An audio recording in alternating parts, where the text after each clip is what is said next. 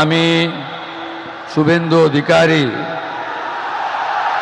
ঈশ্বরের নামে শপথ করিতেছি যে বিধি দ্বারা স্থাপিত ভারতের সংবিধানের প্রতি আমি অকৃত্রিম নিষ্ঠা ও আনুগত্য পোষণ করিব।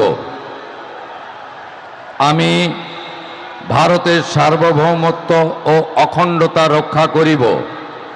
পশ্চিমবঙ্গ রাজ্যের মুখ্যমন্ত্রী রূপে আমার কর্তব্যসমূহ নিষ্ঠাপূর্বক এবং বিবেকসম্মতভাবে নির্বাহ করিব এবং ভয় বা পক্ষপাত, প্রীতি বা বিদ্বেষ রহিত হইয়া সকল শ্রেণীর জনগণের প্রতি সংবিধান ও বিধি অনুসারে ন্যায় আচরণ করিব।